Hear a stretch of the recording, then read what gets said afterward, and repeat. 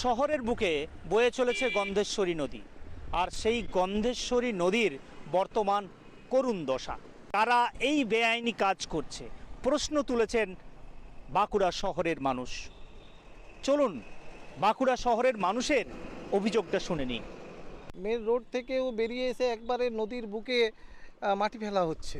এটা তো সম্পূর্ণরূপে অন্যায় কাজ হচ্ছে। আমার মনে হয় যে এটা প্রশাসনের ইতিমধ্যেই দ্রুততার সঙ্গে স্টেপ নেওয়া উচিত, এবং যারা অসাধু, যারা এই কাজ করছে তাদের জন্য প্রশাসনিক স্তর থেকে ব্যবস্থা নেওয়া উচিত, যারা এই অন্যায় কার্যগুলো ভবিষ্যতে তারা না করতে পারে। আমাদের কাছে সেরকম কোনো খবর আসেনি। আমরা যখনই খবর পাবো আমরা নিশ্চয়ই সেখানে পদক্ষেপ গ্রহণ করব, এবং আমরা কখনোই নদী ভরাট করতে দেব না।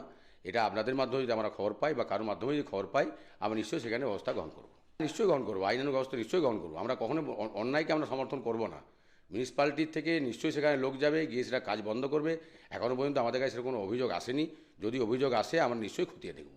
আমরা যে দীর্ঘ আন্দোলনের ফলে নদীটা সংস্কারের জন্য কিছু কাজ করাতে পেরেছিলাম, বর্তমানে দেখছি কে বা কারা এখানে মাটি ভরাট করছে, এবং বিভিন্ন জায়গা থেকে বাঁকুড়া শহরে এখন বিভিন্ন সিমেন্টের রাস্তা ভাঙা হচ্ছে, বিভিন্ন বাড়ি ভাঙা হচ্ছে। সেই সমস্ত রাবিটগুলো নিয়ে এসে এখানে ফেলা হচ্ছে, এবং সেটা কারোর মদতে সেটাও দেখছি যে সেগুলোকে একদম চারিয়ে দিয়ে ভরাট করার কাজ চলছে। যারা সুবুদ্ধি সম্পন্ন মানুষ তাদের তীব্র আন্দোলন গড়ে তোলা উচিত।